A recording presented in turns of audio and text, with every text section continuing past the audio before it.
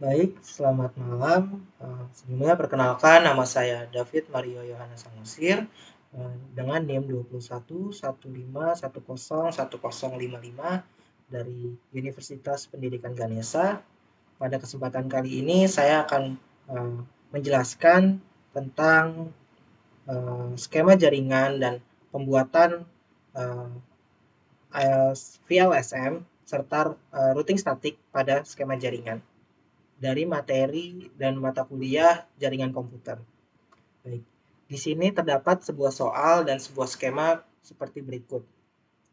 Di mana pada skema yang ada di paket tracer nanti, kebetulan pada gambar ini masih salah dan nantinya menggunakan skema yang ada di paket tracer yang sudah ada pada tautan link tersebut. Oke, yang diminta, fokus yang diminta adalah mahasiswa diminta untuk dapat menjelaskan bagaimana cara memberikan pengalamatan IP atau subnetting IP dari IP yang sudah diberikan sebelumnya dan host-host yang sudah ditentukan. Setelah itu, kita juga diminta untuk bagaimana cara melakukan sebuah routing agar dapat menghubungkan dari jaringan satu ke jaringan yang lainnya. Oke, langsung saja saya buka paket tracernya. Jadi untuk tampilan paket tracernya seperti berikut.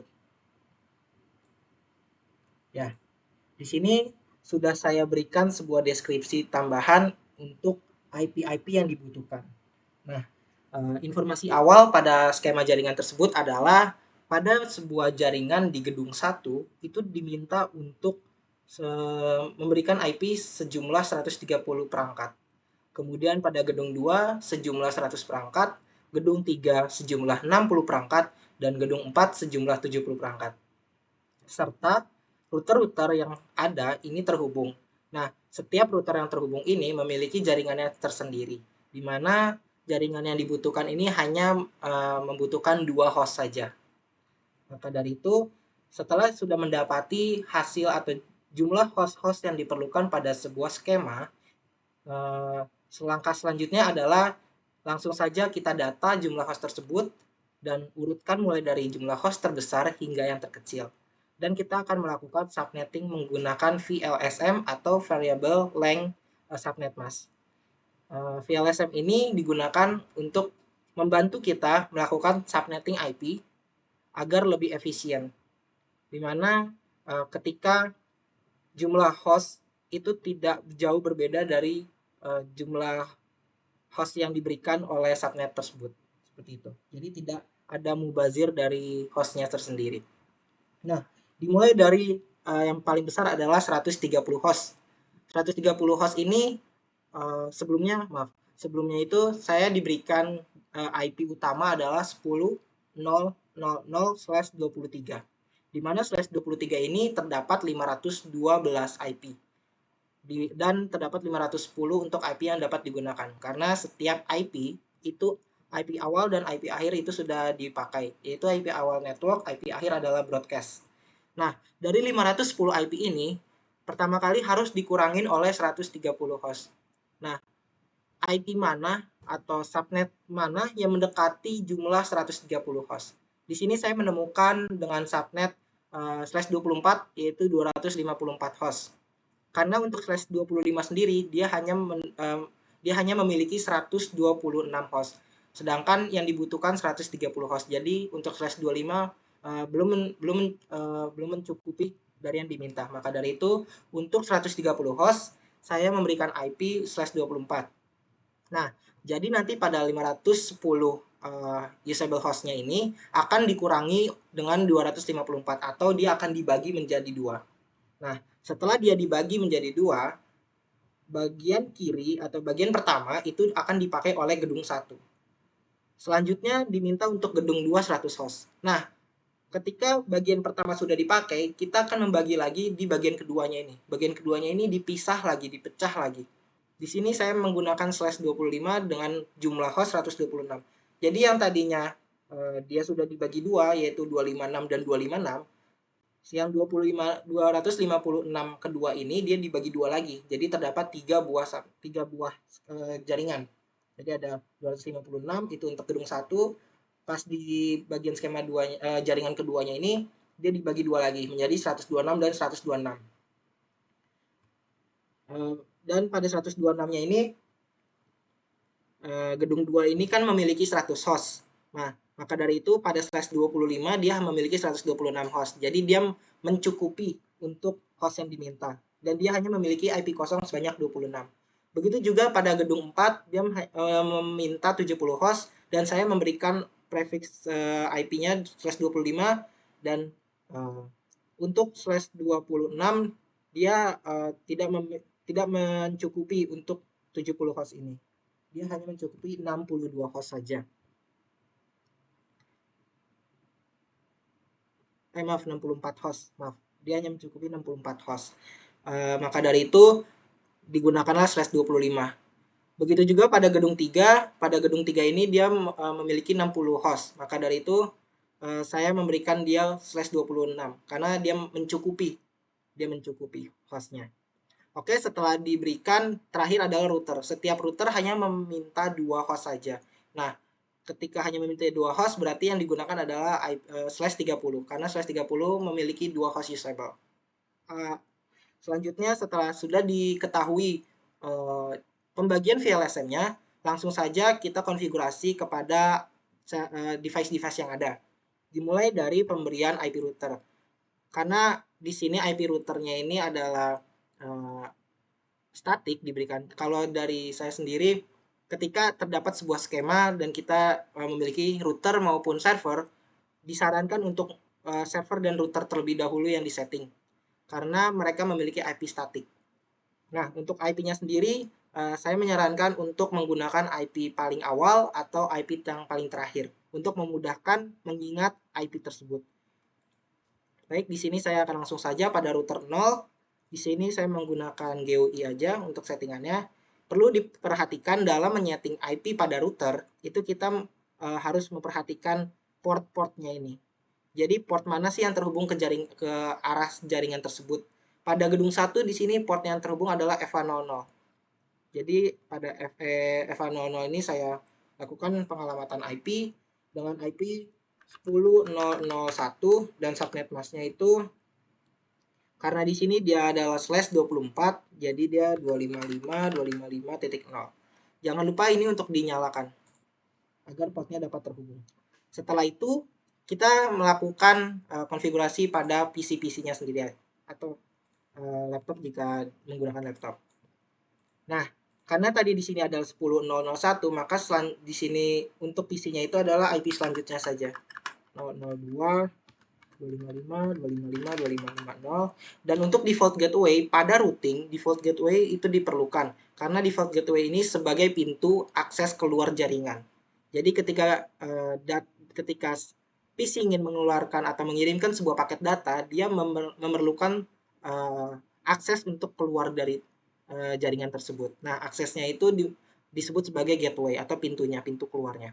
Pintu keluarnya ini adalah si routernya ini sendiri, router yang terhubung kepada jaringan tersebut. Nah, jadi di sini saya memberikan IP 10, IP-nya si router yang terhubung dengan jaringan tersebut yaitu 001. Oke, setelah sudah diberikan, begitu juga kepada PC satunya, karena tadi dia 002, di sini 003, 255, 2550, 10, 001. Oke. Jika sudah, saya sarankan untuk mengecek terlebih dahulu inter jaringannya. Jadi sesama jaringannya ini harus berhasil. Kemudian dicek juga kepada routernya sendiri. Apakah dia sudah berhasil terhubung dengan router? Jika belum berhasil, maka nanti akan susah atau sulit. Dan di sini ketiganya sudah berhasil. Karena sudah berhasil, saya akan lanjut setting juga untuk di gedung 2-nya. Dengan hal yang sama. Dimulai dari routernya terlebih dahulu. Pada gedung 2, itu memiliki IP 10.0.10/25. Saya langsung saja. Di sini yang terhubung kepada jaringan gedung 2 adalah FA00. Jadi di FA00 ini saya berikan IP 10.0.1.1 255 255 255 192. Jangan lupa di on kan subnet mask 192 itu untuk slash 25. Kemudian saya lakukan konfigurasinya pada PC-nya juga 10, 10, 1.2, 255, 255, 255, 192, 10, 0, 1.1, 10, 0, 1.1. Oke, begitu juga dengan yang satunya lagi 10, 0, 1.3, 255, 255, 255, 192, 10, 0, 0, 1.1. Jadi default gateway-nya itu adalah yang terhubung dengan router tersebut. Kemudian setelah sudah, saya lakukan pengecekan kembali, sukses. Dan dia terhadap routernya juga sukses, terhadap routernya sukses. Oke. Lanjut ke router ke gedung 3. Pada gedung 3 ini dia memiliki alamat IP 10.02.0/26 atau /26 itu dia 128. Maaf, salah. /25 itu dia subnet masknya 128, /26 dia subnet masknya 192. Maaf kalau kayak gitu ininya diganti dulu 128. Oke. Kemudian untuk ini juga diganti 128.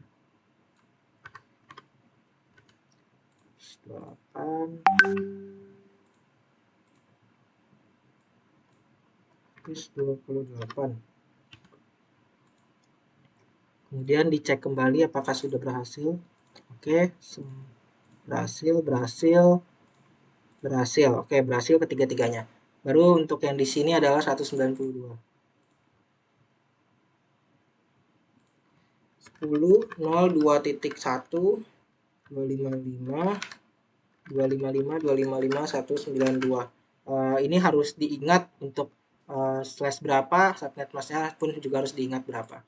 Jangan lupa di on kan. Oke, pas /26. Kemudian saya lanjutkan saja di sininya 10.02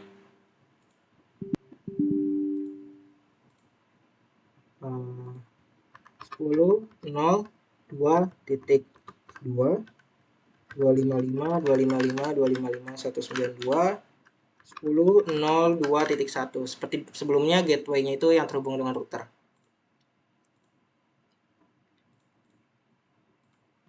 Sepuluh 02.3 255 255 10.02.1.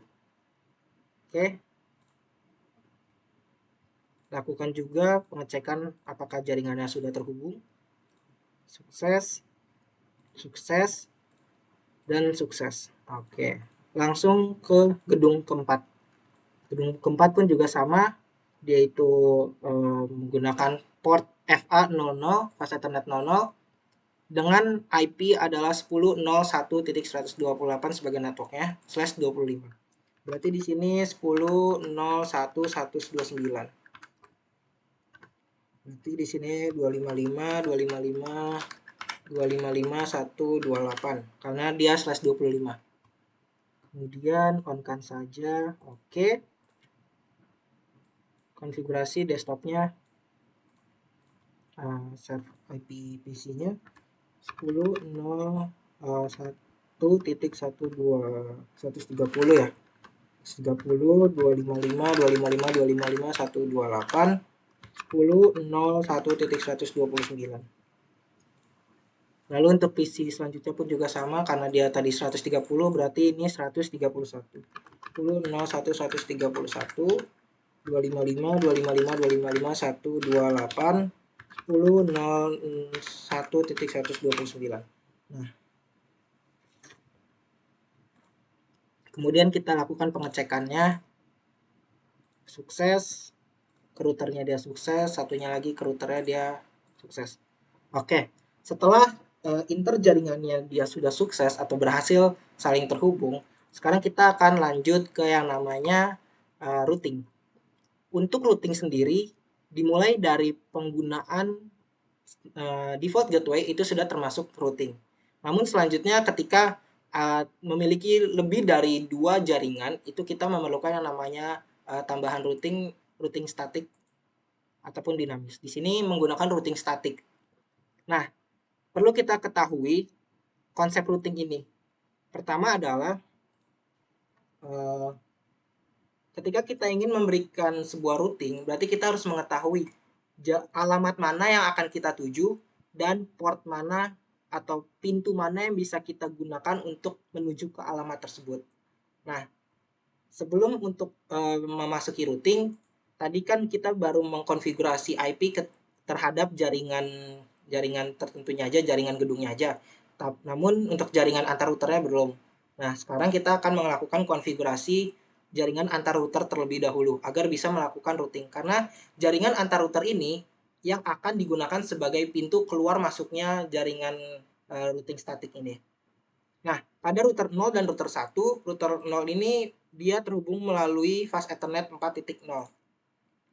Maka dari itu di sini akan kita setting dengan jumlah IP 10.02.65 karena 64 adalah networknya dan di sini menggunakan slash 30 itu adalah 255 255 255 252. Jangan lupa di on kan. Oke, karena slash 25 hanya memiliki 2 IP, berarti ketika pada bagian ini dia adalah titik 65, berarti pada bagian ini dia titik 66. Router 1 FA40 juga berarti titik 66. 10 0 2 66 252 on kan. Nah, sekarang kita cek apakah dua router ini sudah terhubung. Nah, sekarang dua router ini sudah terhubung. Jika pada pertama kali pengecekan dia belum terhubung, lakukan lagi pengecekan keduanya, karena biasanya pada pengecekan pertama dia masih mencari apakah itu benar atau tidak. Namun pada pengecekan selanjutnya harusnya dia sudah langsung terhubung. Lakukan hal yang sama terhadap router 1 dengan router 2 dan router 2 dengan router 3. Dengan alamat IP seperti berikut. Untuk router 1 dan 2 dia memiliki network 68, untuk router 2 dan 3 dia memiliki network 72.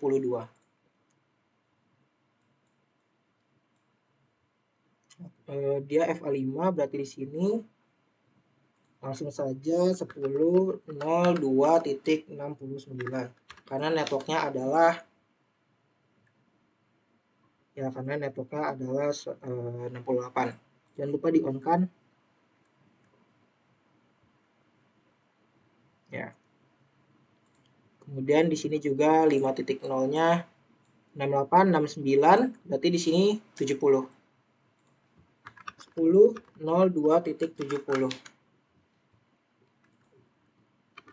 252 on kan. Nah, kemudian lakukan apakah sudah berhasil. Nah, dia sukses. Lagi FA40 ini dia berarti 73 dan 74. 73 dan 74 ya. Oke, di sini langsung saja 10.02.73 252 benar. Lalu di sini router 3-nya adalah 74. Port Ethernetnya harus dilihat ya agar dia tidak salah memberikan IP addressnya. 10.02.74 252. Dan jangan lupa di on kan agar portnya itu aktif.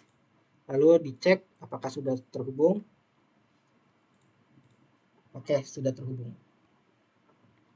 Setelah sudah terhubung antar router dan router terhadap jaringannya sendiri, sekarang kita melakukan yang namanya routing statik.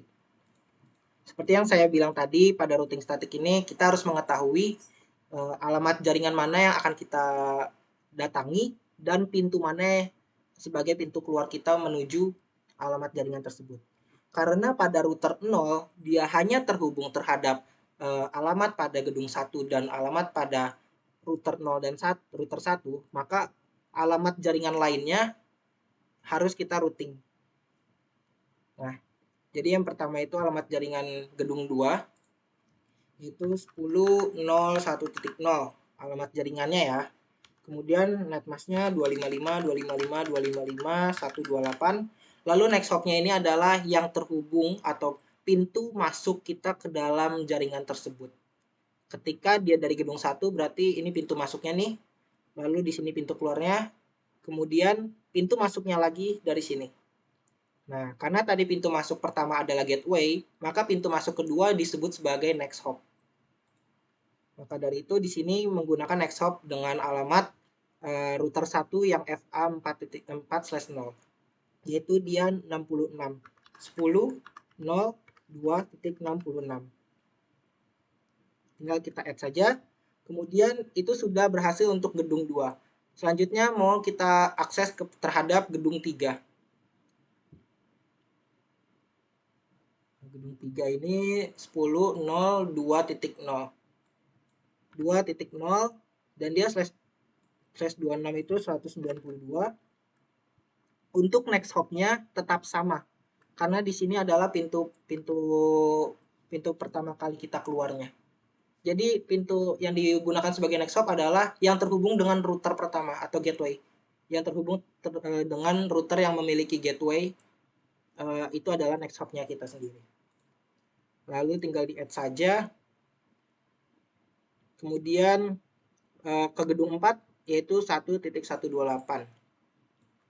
1.128 dengan netmasknya itu /25 128. Tinggal di add saja. Oke, ketika dia sudah, kita akan melakukan hal yang sama pada router 1. Di sini kita akan mencoba terhadap gedung 1 dulu, static, routing static. Gedung 1 dia adalah 10.0.0.0 dengan netmasknya /24. Next hopnya adalah yang terhubung dengan router 1 ini adalah pintu masuknya FA4/0 dari router 0. Yang ini. Jadi 10.0.2.65. Oke. Sekarang kita akan coba terlebih dahulu. Apakah dia pertama kali terhubung dengan routernya sebagai gateway? Ya, berhasil. Lalu apakah dia terhubung dengan next hopnya? Ternyata berhasil. Ketika dia sudah terhubung dengan next hopnya, apakah PC pada gedung 2 terhubung dengan PC di gedung 1 dan hasil akhirnya berhasil. Maka dua jaringan ini sudah berhasil dilakukan routing. Nah, langkah selanjutnya adalah kita melakukan hal yang sama pada router 2 dan router 3 agar setiap jaringan yang ada di dalam sini bisa saling terhubung. Oke, langsung saja lakukan hal yang sama dengan konsep routing yang sudah dijelaskan sebelumnya. Yaitu gateway adalah pintu pertamanya, sedangkan next hop adalah pintu selanjutnya setelah dari gateway. Atau pintu selanjutnya yang terhubung dengan gateway. Bisa dibilang seperti itu ya. Tadi dari router 1 baru ke arah gedung 1 saja. Saya lanjutkan ke arah gedung 3 dan gedung 4. Karena router 1 pada gedung 2 dia belum terhubung dengan gedung 3 dan gedung 4, maka dia juga dilakukan konfigurasi routing statik pada gedung tersebut. 10.02.0/26 itu 255, 255, 255, 192. Next hopnya adalah berarti yang ini, yang FA5/0 dari router 2. Karena dia pintu masuk pertama setelah gateway ke jaringan tersebut atau ke jaringan luar. 10.0.2 berarti 69 adalah 70. Ini kan 69 berarti ini 70. Nah, tinggal di add saja. Lalu untuk gedung 4 pun hal sama. Ini adalah 1.128 karena dia /25 berarti dia 128. Tinggal di add. Oke, setelah udah lakukan hal yang sama juga di router 2. Router 2 ini memiliki jaringan gedung 3, berarti yang dia tidak punya adalah gedung 1, gedung 2, dan gedung 4. Oke, langsung saja 10.0.0/24. Next hopnya adalah berarti yang ini, FA5/0 dari router 1. Karena dia 68, networknya berarti ini 69. 10, 0, 2, 69. Jadi seperti itu. Oke, langsung saja ke gedung 2, 10.01.0/25 itu subnet masknya 128. Oke, selanjutnya ke gedung 4. 1.128 dan dia di sini bukan 69 lagi next hopnya. Karena dia ke arah kanan berarti next hopnya adalah ini yang ada di router 3 FA4/0 yaitu 72 networknya, 73 milik dia sendiri sebagai pintu keluar dan 74 adalah pintu masuk untuk ke jaringan tersebut. Berarti ini 7.74. Tinggal kita add. Oke. Sekarang kita cek nih router 2 apakah dia berhasil terhubung dengan next hop-nya. Oke. Terhubung dengan next hop. Next hop pertama berhasil, berarti untuk ke gedung 2 dia berhasil. Nah, selanjutnya adalah terhubung dengan next hop yang kedua. Maksudnya ke pintu masuk kedua untuk ke jaringan gedung 1. Dia sukses. Lalu kita coba ke PC gedung 1 dan dia sukses. Berarti router 0, 1, dan 2 itu sudah berhasil melakukan routing statik. Dan mereka sudah saling terhubung. Sekarang lakukan hal yang sama di router 3. Agar gedung 4 ini juga bisa terhubung dengan gedung 1, gedung 2, dan gedung 3. Masukkan network gedung 1. 10, 0, 0, 0, 255, 255, 255.0. Next hopnya adalah berarti ini nih, 73. Karena ini adalah pintu keluar pertama, pintu keluar setelah gateway. 10, 0, 2, 73. Kemudian ini adalah 1.0/25 itu 128 netmasnya. Next hop-nya sama karena dia pintu keluar pertama, pintu keluar setelah gateway. Next hop itu adalah pintu keluar setelah gateway. Saya ingatkan kembali. Kemudian selanjutnya ini adalah 2.0. 2.0 netmasknya itu 192. Add. Ya, dah selesai. Jadi begitu adalah cara melakukan routing. Sekarang kita cek lagi nih. Dia terhubung dengan next hop. Sukses. Berarti dia terhubung dengan gedung 3. Oke. Sekarang lakukan hal yang sama. PC gedung 4 terhubung dengan router 1. Sukses. Berarti PC pada gedung 4 terhubung dengan PC pada gedung kedua. Sukses. Lalu lakukan hal yang sama. PC pada gedung 4 terhubung dengan router 0. Sukses. Maka dari itu PC pada gedung 4 pasti sukses pada gedung 1 juga. Nah, jadi begitu adalah cara menjawab soal yang diberikan pada paket tracer tugas jaringan komputer ini. Hal-hal penting yang perlu diperhatikan adalah kita perlu mengetahui IP yang kita dapati. Kemudian setelah itu kita mengetahui jumlah host yang diminta atau diperlukan. Kemudian dari jumlah host tersebut kita melakukan subnetting IP. Disarankan menggunakan VLSM agar lebih efisien dalam pemberian IP, host IP. Kemudian setelah memberikan host IP-nya ini, kita lakukan konfigurasi pada setiap device-nya. Setelah sudah dilakukan konfigurasi pada setiap device, kita perlu melakukan yang namanya konsep routing. Dimulai dari pemberian default gateway sebagai proses pertama dia untuk keluar dari jaringan tersebut. Kemudian selanjutnya adalah next hop. Next hop itu adalah next hop itu adalah pintu keluar setelah gateway. Pintu keluar ke jaringan yang lebih lebar atau lebih luas setelah gateway-nya itu sendiri. Jadi itu adalah cara menjawab soal ini. Sekian dari saya, kurang lebihnya mohon maaf. Saya akhiri, terima kasih.